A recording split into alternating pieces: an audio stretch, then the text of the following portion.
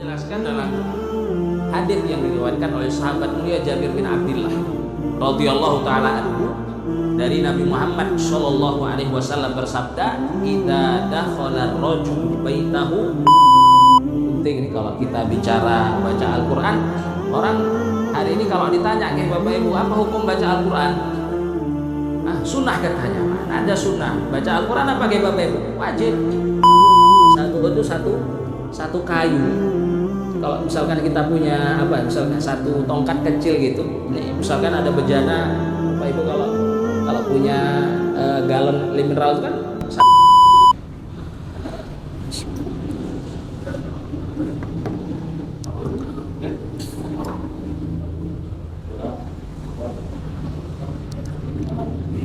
Bismillah.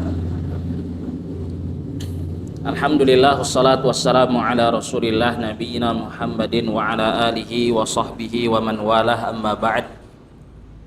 Assalamualaikum warahmatullahi wabarakatuh.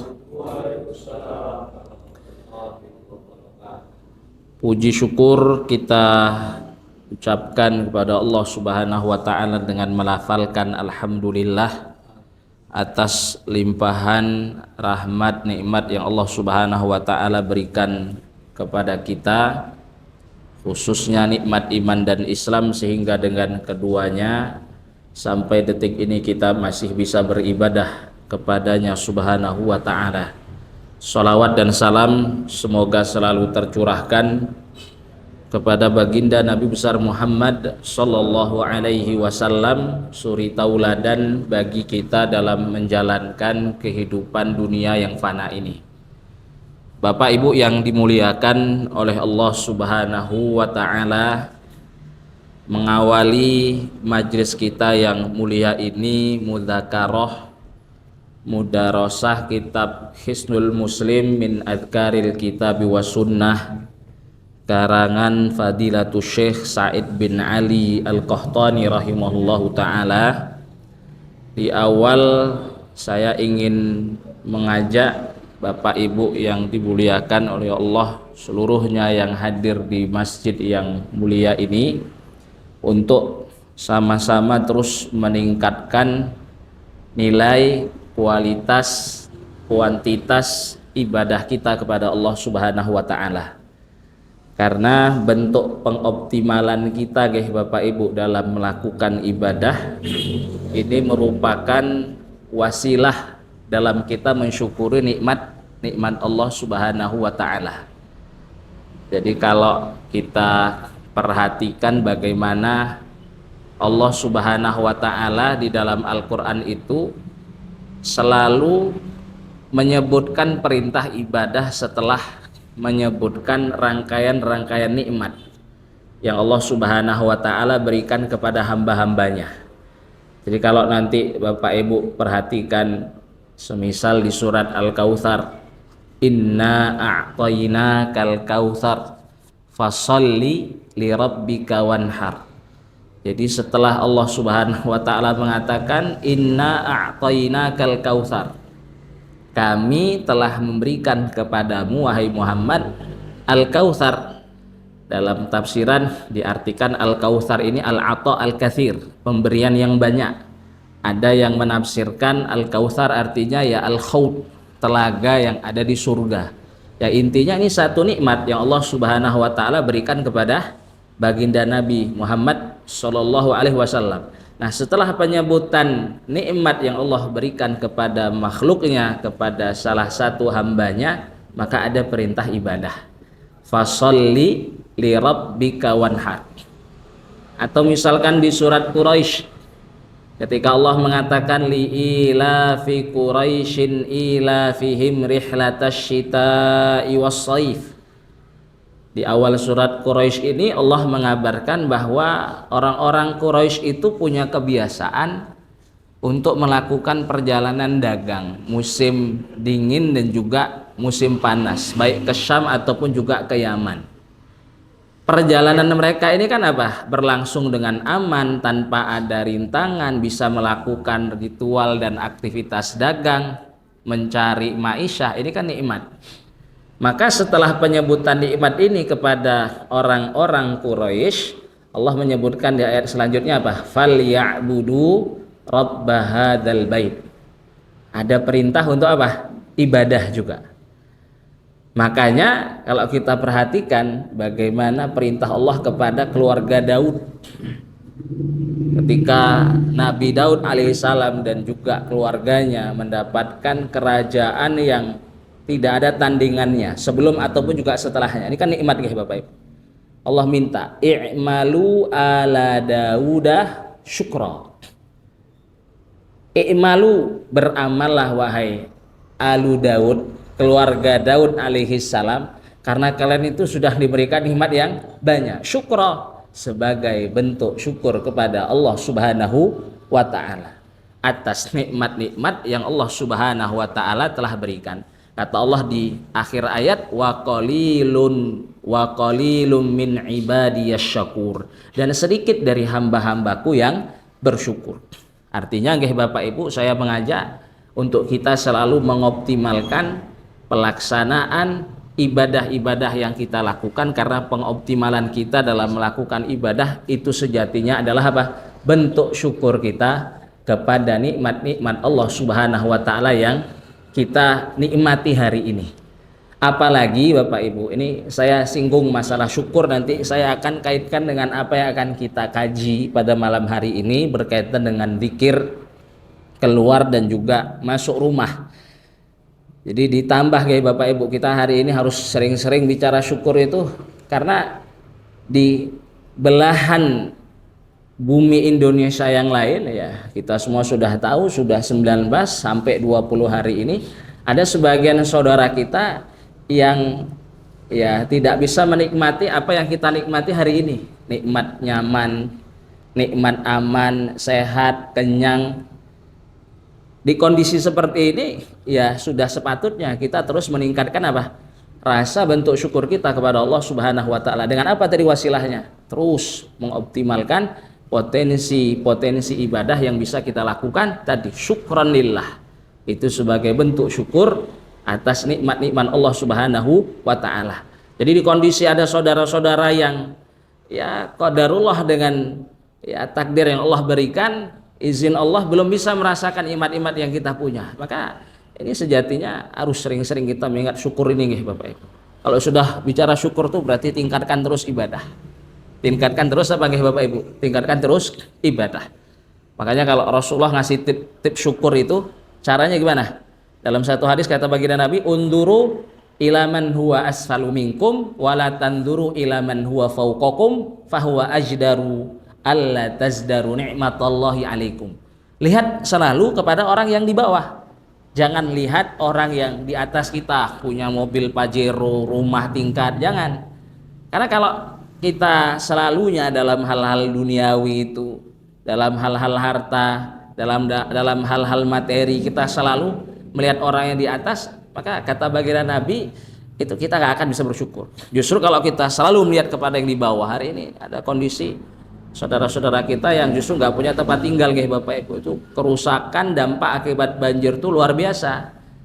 Bahkan berapa kakak yang hari ini tinggalnya di posko-posko pengungsian karena udah nggak ada lagi tempat untuk apa? Kembali. Kita jadikan itu sebagai apa? Pembesar, penguat rasa syukur kita kepada Allah Subhanahu wa taala. Karena memang tipsnya seperti itu. Maka kata baginda Nabi di penghujung hadis, fahuwa ajdaru bi alla tasdaru ni'matallahi alaikum. Itu adalah cara yang paling bagus agar kamu tidak pernah meremehkan nikmat-nikmat Allah Subhanahu wa taala yang Allah telah berikan kepadamu apa? Hari ini. Jadi apapun kondisinya nggih Bapak Ibu, kondisi kita tetap lebih baik daripada sebagian saudara-saudara kita yang hari ini apa ditimpa musibah.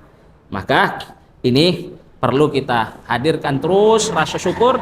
Kapanpun setiap detik kita ucapkan kepada Allah alhamdulillah, tingkatkan terus ibadah sebagai syukur tadi, sebagaimana khitab Allah kepada keluarga Daud, i'malu ala Dauda syukra wa qalilum min ibadiyasy syakur. Beramallah, beribadalah wahai keluarga Daud sebagai syukur kepada Allah Subhanahu wa taala atas nikmat-nikmat yang luar biasa yang telah Allah Subhanahu wa taala berikan kepada kalian.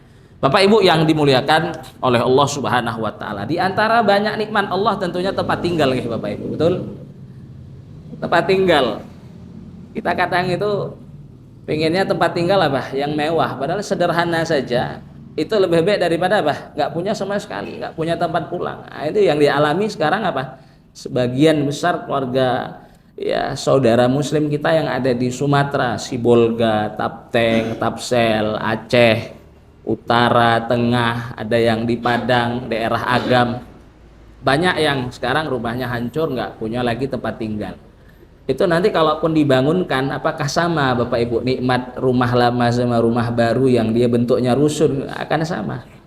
Nah, di antara nikmat-nikmat Allah yang begitu banyak yang Allah berikan kepada kita, tentunya yang perlu kita syukurin adalah salah satunya nikmat tempat tinggal guys Bapak Ibu, rumah. Nah, rumah ini bagaimana cara mensyukurinya? Lakukan hal-hal yang diridhoi oleh Allah Subhanahu wa taala di dalamnya. Maka pada kesempatan kali ini insya Allah kita akan bahas, kita akan kaji apa saja adab-adab, apa saja sunnah-sunnah, tuntunan-tuntunan baginda Nabi Muhammad Sallallahu Alaihi Wasallam ketika kita berada di rumah. Agar apa Bapak Ibu? Kalau kita lakukan, ini kan berarti sesuatu yang diridhoi oleh Allah. Berarti kita sedang melakukan apa? Salah satu arah kepada mensyukuri nikmat Allah Subhanahu wa taala, salah satunya bagi Bapak Ibu rumah ini. Karena kalau kata Syekh Abdurrahman As-Sa'di dalam tafsir As-Sa'dinya itu, beliau mengatakan rahimahullahu taala, inti syukur itu ada 3. Pertama, kalau kita dapat nikmat itu kita harus yakini secara sadar bahwa nikmat itu adalah apa? Pemberian dari Allah Subhanahu wa taala. Itu yang pertama. Kedua, kalau kita sudah dapatin satu nikmat, ada nikmat itu pada diri kita, hadirkan pujian, tahmid kepada Allah Subhanahu wa taala atas nikmat yang Allah sudah berikan kepada kita. Jadi yang pertama, yakin secara sadar bahwa itu adalah pemberian, bukan hasil jerih payah kita secara murni, tapi itu adalah bagian daripada nikmat Allah Subhanahu wa taala. Yang kedua, kita puji Allah atas nikmat tersebut. Yang ketiga, lakukan, pergunakan nikmat tersebut dalam hal-hal apa yang diridhoi oleh Allah Subhanahu wa taala. Maka kita bicara rumah, maka rumah ini adalah bagian dari nikmat. Bagaimana cara mensyukurinya? Lakukan hal-hal yang itu merupakan apa? Sesuatu yang diridhoi oleh Allah Subhanahu wa taala. Maka insya Allah kita akan bahas apa saja adab-adab ketika kita berada di rumah. Nah, saya akan menyebutkan beberapa. Tentunya kalau mau kita ya kulik hadis-hadis baginda Nabi, banyak sekali guys Bapak Ibu, itu adab-adab, sunnah-sunnahnya, apa saja yang menjadi tuntunan baginda Nabi ketika seorang muslim hamba Allah Subhanahu wa taala itu berada di rumah. Tapi saya kutip beberapa di antaranya. Nah, yang pertama itu zikir guys Bapak Ibu. Zikir ketika masuk rumah. Ini saya coba kaitkan dengan materi kita itu zikir masuk dan keluar rumah. Maka ada pertama yang berkaitan dengan rumah. Ini tuntunan baginda Nabi Muhammad Shallallahu Alaihi Wasallam yang berkaitan dengan rumah itu, yaitu berzikir ketika hendak memasuki rumah. Nah, ini apa fungsi kita kemudian berzikir? Nanti bentuk zikirnya itu minimal Bismillah ya Bapak Ibu. Atau nanti kita baca zikir yang disebutkan di sini, yang dinukil oleh Syekh Al-Qahtani rahimahullah taala dalam kitabnya Hisnul Muslim. Tapi minimal Bismillah, atau kita bilang la ilaha illallah.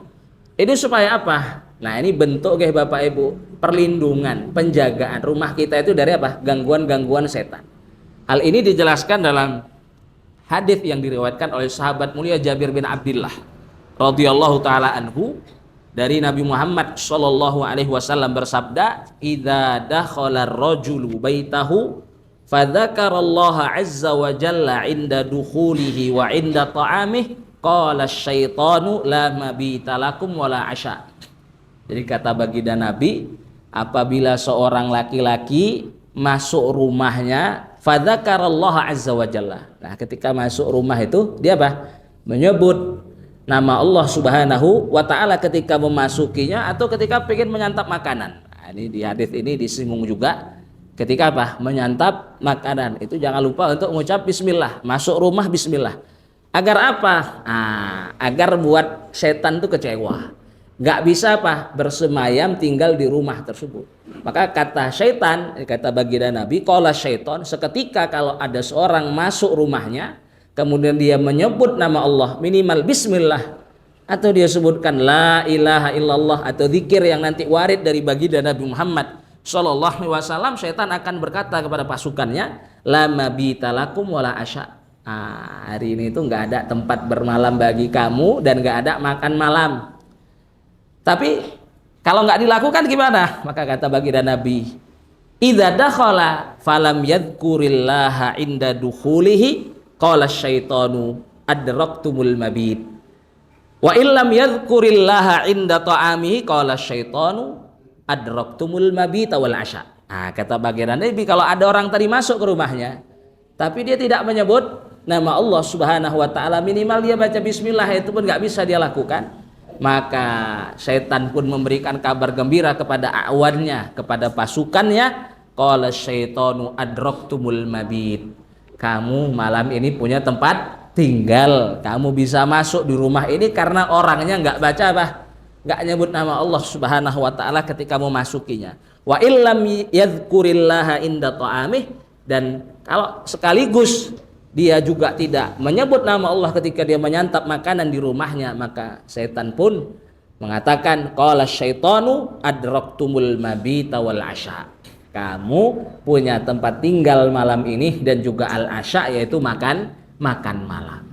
Nah, ini tentu bentuk penjagaan guys Bapak Ibu, artinya menjaga diri, keluarga kita, apapun yang itu berkaitan dengan kita dari gangguan setan ini tentu dianjurkan. Maka salah satu bentuk penjagaan, dan ini adab yang pertama yang berkaitan dengan rumah adalah apa? Setiap kali kita masuk rumah berzikir, ngucap nama Allah Subhanahu wa taala, itu sebagai bentuk apa nggih Bapak Ibu? Itu kita mengingat bahwa ketika kita mengucapkan bismillah la ilaha illallah, kita kaitkan rumah itu dengan Allah. Karena rumah tadi kan nikmat. Tadi apa inti syukur tadi?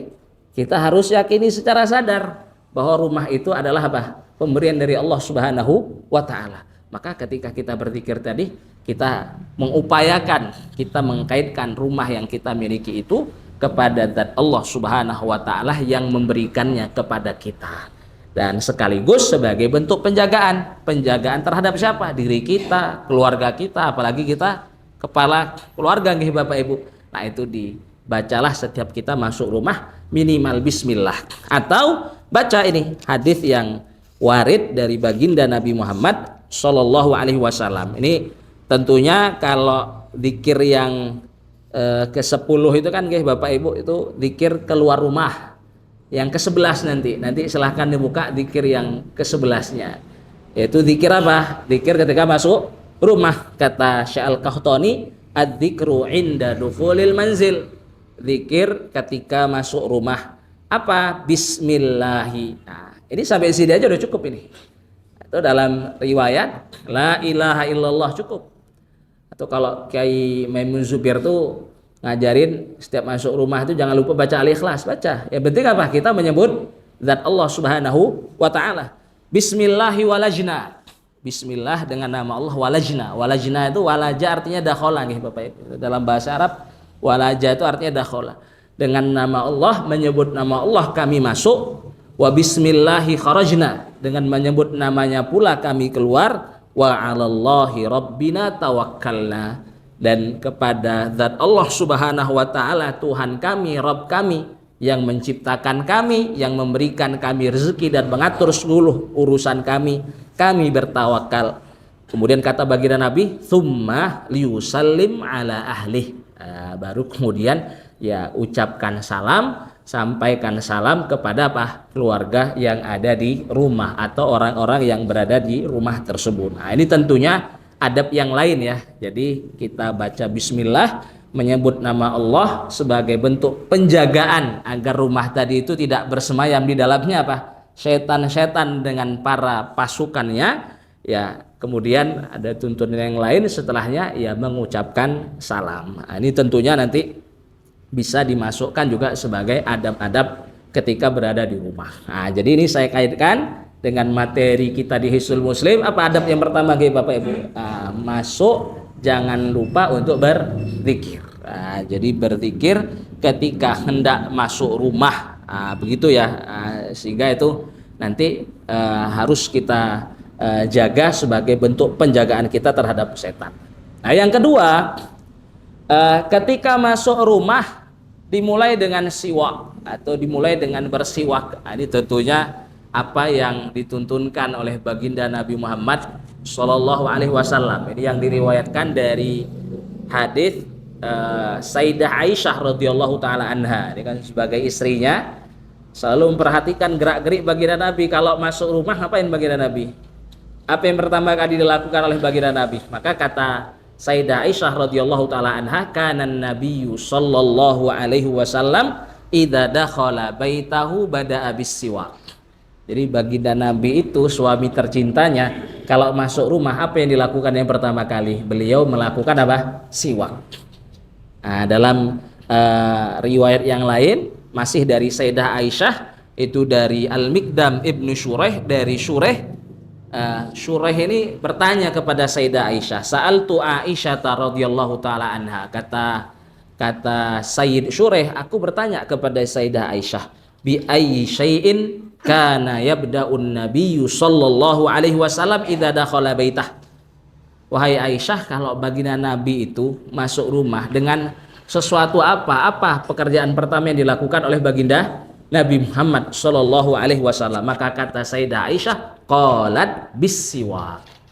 Nah, maka yang dilakukan pertama kali oleh baginda Nabi adalah apa? Melakukan siwak. Ya, monggo Bapak Ibu, kalau mau dipraktekkan ini ya justru ya pertama kali yang harus kita lakukan apa? Beli dulu alat siwaknya gitu. Kalau nggak punya ya repot, ya cari di pasar Kliwon ya. Di sini di Sambi ada nggak toko-toko herbal, di situ ada jual siwak-siwak yang 10.000, 15.000, 20.000 ya dibeli. Ya karena nggak mungkin kita melakukan satu sunnah ini kalau nggak punya apa? Siwaknya itu. Ya tentunya nanti kalau kita bicara siwak itu kriterianya seperti apa, yaitu nanti bisa dikaji di kesempatan lain, definisi siwak yang dimaksudkan oleh fuqaha. Nah ini adab dan tuntunan yang kedua. Jadi masuk, kita tadi nggak lupa untuk berzikir, menyebut nama Allah Subhanahu wa taala minimal bismillah atau bismillahi walajna, bismillahi kharajna wa 'alallahi rabbina tawakkalna, atau ya kita baca la ilaha illallah atau baca surat Al-Ikhlas. Kalau kata Kiai Maimun Zubir itu yang baca surat Al-Ikhlas mudah rezekinya. Nah, itu boleh juga dilazimin itu kan berarti tajrubah. Tajrubah dari beliau rahimahullahu taala. Terus apa? Boleh nanti. Nah, baginda Nabi apa yang dilakukan pertama kali kalau udah masuk rumah? Melakukan siwak tadi. Ya, kalau ini mau dilakukan, apa yang pertama kali kita cari Bapak Ibu ya? Alatnya dulu. Nah, cari kayunya, silahkan murah meriah insyaallah di pasar Kliwon. Yang ketiga, sholat sunnah ya Bapak Ibu di rumah. Nah, ini sholat sunnah ya yang kita bisa lakukan dalam sehari itu ya kalau bisa disisihkan. Nah, untuk pengerjaannya di mana Bapak Ibu? Di rumah. Dan ini adalah tuntunan dari baginda Nabi Muhammad Shallallahu Alaihi Wasallam yang tersebutkan dalam satu hadis dari sahabat mulia Abdullah ibnu Umar radhiyallahu taala anhuma, dari Nabi Muhammad Shallallahu Alaihi Wasallam bersabda, ij'alu min salatikum fi buyutikum fala tattakhidhuha kubura. Ini hadis muttafaqun alaih, artinya diriwayatkan oleh Al-Imam Al-Bukhari dalam sahihnya dan juga Al-Imam Muslim dalam sahihnya dari sahabat mulia Abdullah ibnu Umar dari Nabi Muhammad Shallallahu Alaihi Wasallam bersabda, ij'alu min sholatikum fi buyutikum, jadikanlah di antara sholat kamu itu di rumah. Ini tentunya yang dimaksud dari sebagian sholatmu itu sholat nafilah ya Bapak Ibu. Ini sebagaimana yang dijelaskan oleh para ulama hadis. Jadikanlah sebagian dari sholat sunnahmu di rumahmu. Fala tattakhidhuha kubura, jangan sampai kamu menjadikan apa? Rumahmu itu seperti kuburan. Nah, kuburan. Kenapa kok digambarkan seperti kuburan ya Bapak Ibu? Karena kuburan ya pemilik kuburan atau yang tinggal di kuburan itu apa bisa sholat lagi? Nggak bisa. Ya maka jangan sampai dijadikan rumah itu apa? Seperti kuburan, artinya apa? Nggak bisa dilaksanakan di dalamnya apa? Sholat lagi sebagaimana ya ahli kubur itu. Nggak bisa lagi, udah meninggal, udah mati, nggak punya lagi apa kesempatan untuk beramal, ya diantaranya melakukan sholat. Maka kata baginda Nabi, fala tattakhiduha kuburo, atau dalam hadis yang lain disebutkan ini dari sahabat mulia Zaid bin Thabit, beliau berkata, annan nabiyya sallallahu alaihi wasallam qol, bahwa Nabi Muhammad sallallahu alaihi wasallam bersabda, sallu ayyuhan nasu fi buyutikum. Salatlah wahai kamu sekalian para sahabat di rumah-rumah kalian, fa inna afdhala salatil mar'i itu fi baitih illal maktubata. Kata baginda Nabi, sesungguhnya sebaik-baik salat seseorang itu di rumahnya, illal maktubata, kecuali salat wajib. Kalau salat wajib berarti nggak bagus kalau di rumah, melainkan di mana nggih Bapak Ibu? Di masjid. Sehingga ini menafsirkan hadis sebelumnya nggih Bapak Ibu, ketika tadi disebutkan ij'alu min sholatikum fi buyutikum, itu kan masih umum. Salat apa? Dijelaskan dari hadisnya Zaid bin Thabit bahwa maksudnya apa? Salat selain salat maktubah, berarti salat nafilah. Jadi di antara salat nafilah kita itu, ya kalau memang mau dikerjakan di masjid nggak masalah nggih Bapak Ibu, tapi sisakan di antaranya untuk kita kerjakan di mana? Di rumah. Karena ini salah satu adab sunnah yang dituntunkan oleh baginda Nabi Muhammad Shallallahu Alaihi Wasallam. Kalau di rumah itu apa? Ya, laksanakan sholat sunnah, atau ya ada dari sebagian sholat sunnah yang kemudian dilaksanakan di rumah. Ini tentunya sama kayak Bapak Ibu. Hal-hal ini sebagai bentuk apa? Penjagaan, biar rumah kita didatangkan apa? Keberkahan, dimasuki malaikat-malaikatnya Allah Subhanahu wa Ta'ala. Ini yang ketiga, jadi memperbanyak sholat sunnah di rumah, atau menyisihkan sebagian dari sholat sunnah yang kita bisa lakukan dalam keseharian kita untuk kita lakukan juga di rumah, sebagai bentuk tadi ya penerangan di rumah kita agar ya bisa dimasuki oleh malaikat-malaikatnya Allah Subhanahu wa Ta'ala. Kemudian yang keempat guys Bapak Ibu, membaca Al-Quran. Ini memperbanyak tilawah Al-Quran di rumah ini. Ini penting, ini kalau kita bicara baca Al-Quran, orang hari ini kalau ditanya guys Bapak Ibu, apa hukum baca Al-Quran? Sunnah katanya. Mana ada sunnah? Baca Al-Quran apa guys Bapak Ibu? Wajib. Kata baginda Nabi, iqra'ul Quran fa innahu ya'ti yaumal qiyamati syafi'an li ashabi. Itu perintah, itu iqra'ul Quran dalam disiplin ilmu usul fiqh. Perintah itu menunjukkan apa? Kewajiban. Jadi wajib baca Al-Quran bagi setiap individu muslim itu. Jadi bacalah Al-Quran, karena Al-Quran itu akan datang nanti kepada yang membacanya itu sebagai pemberi syafaat kelak di hari kiamat.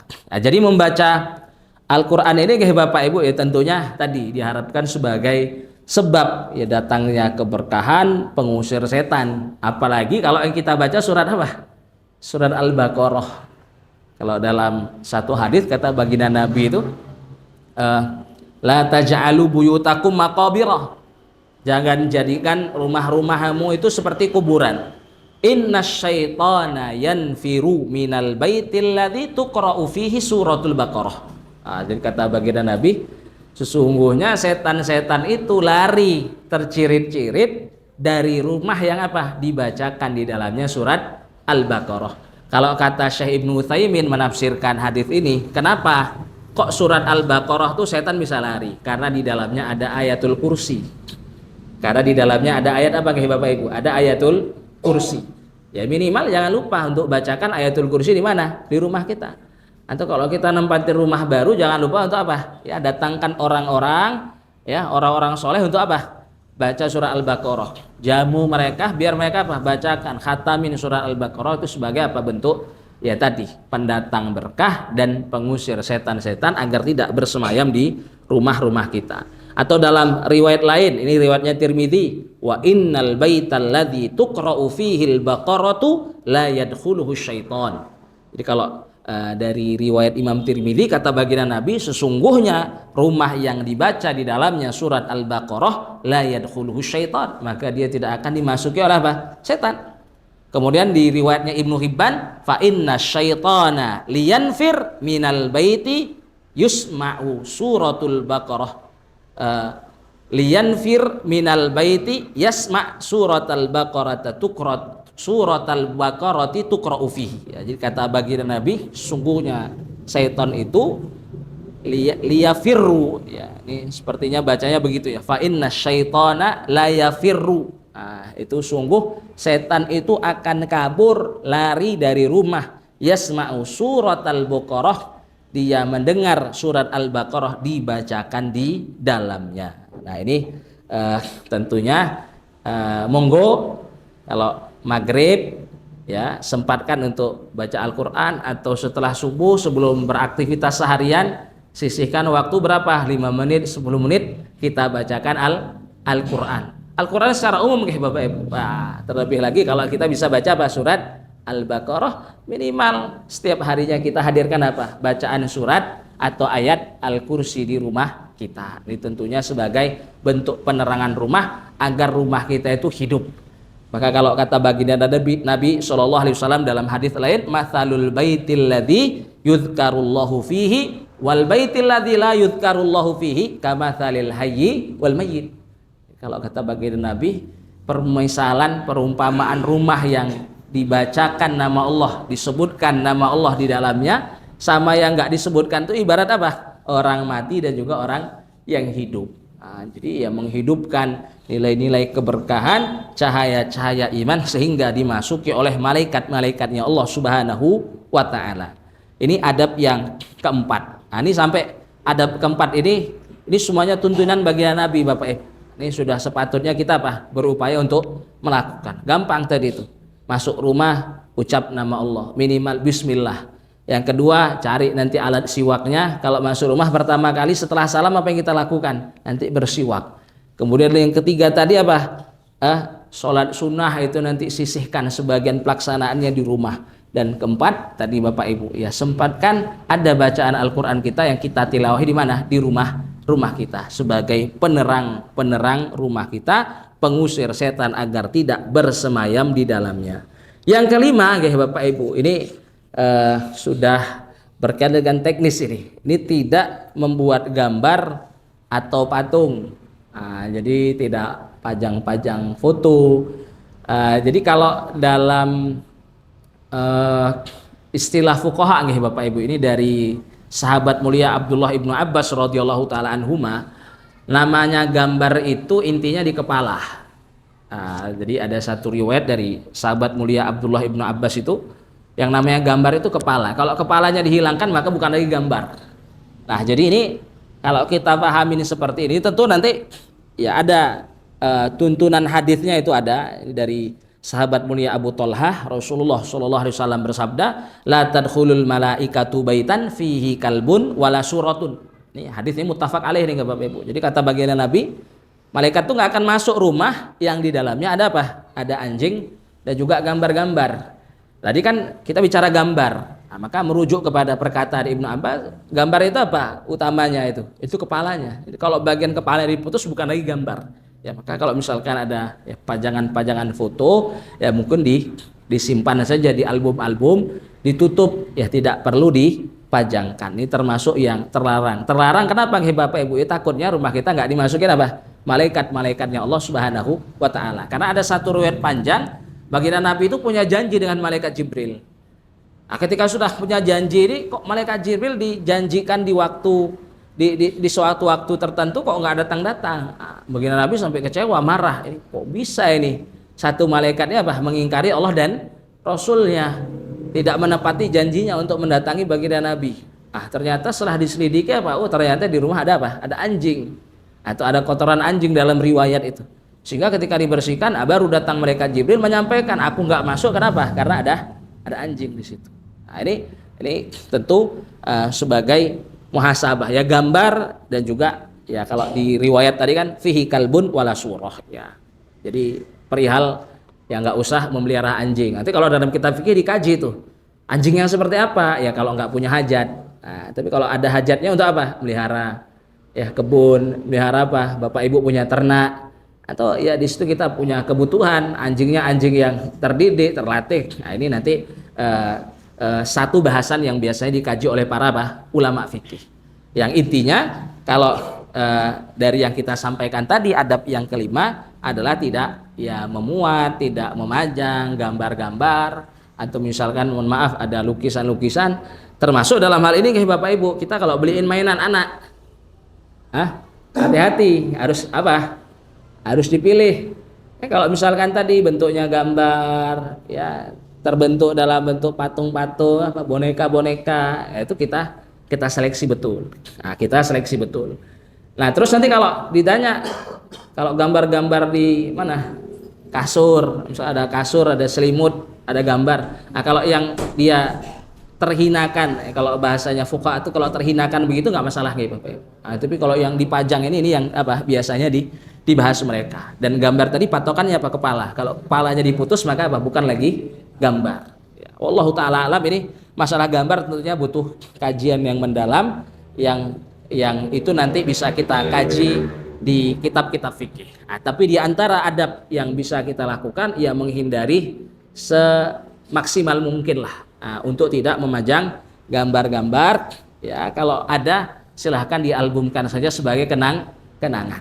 Nah ini nanti menghindari ya, takutnya kok malah nggak masuk malaikat. Ya malaikat nggak masuk rumah itu karena apa?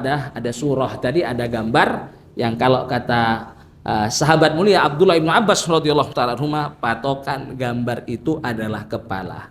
In kuti ar-ra'su maka fala yusamma surah, maka enggak lagi disebut sebagai gambar. Ini adab yang kelima. Kemudian Bapak Ibu yang keenam, ini juga berkaitan masih dengan teknis tadi ya.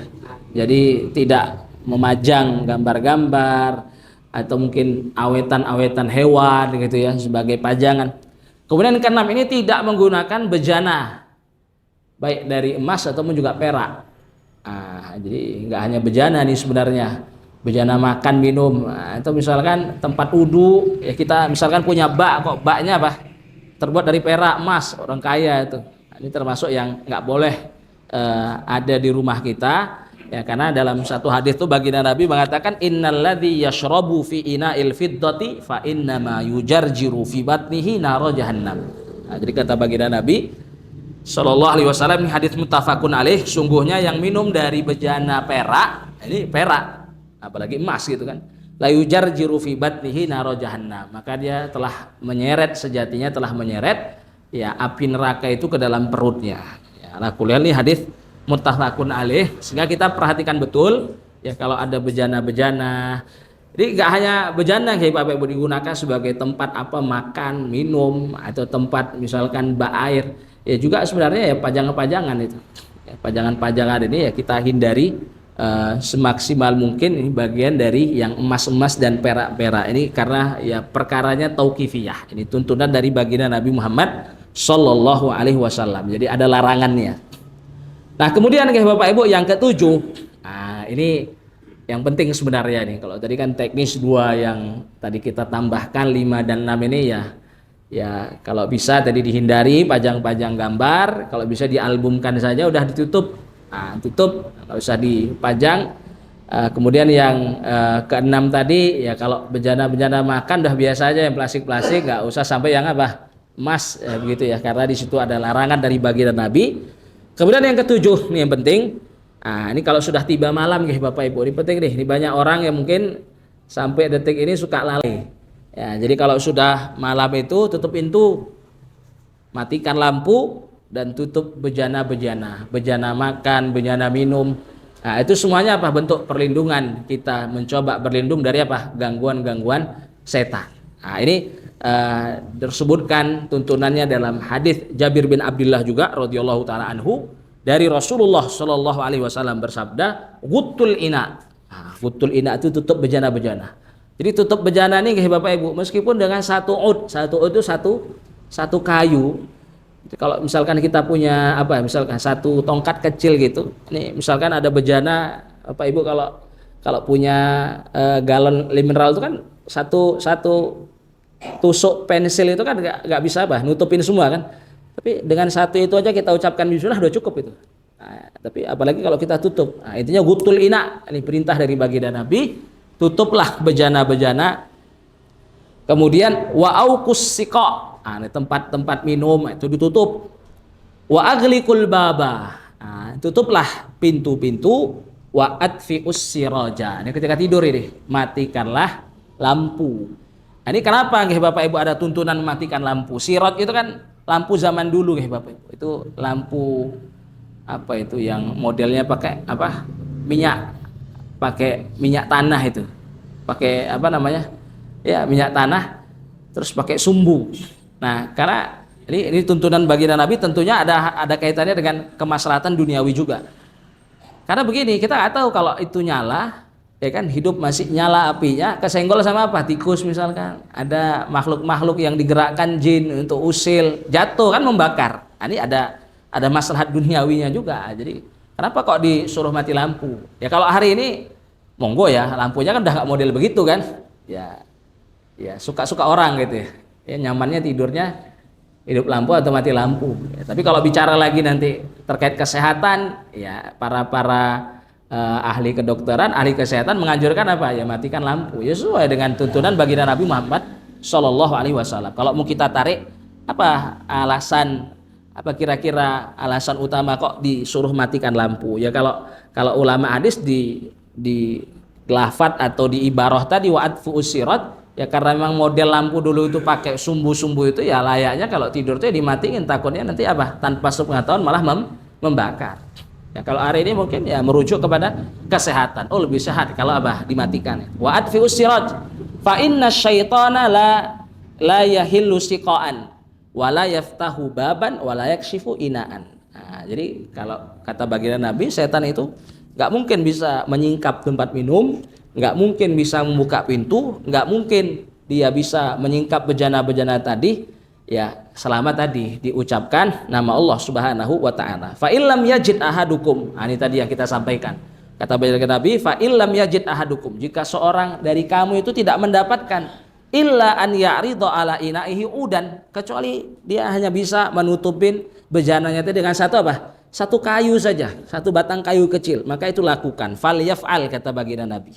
Itu lakukan sembari apa? Mengucap nama Allah. Wa yadhkuru smallahi falyaf'al. Nah, maka lakukanlah fa innal fuwaisiqata. Nah, ini baginda Nabi secara langsung ingin menjelaskan apa? Apa sebabnya perintah-perintah tadi?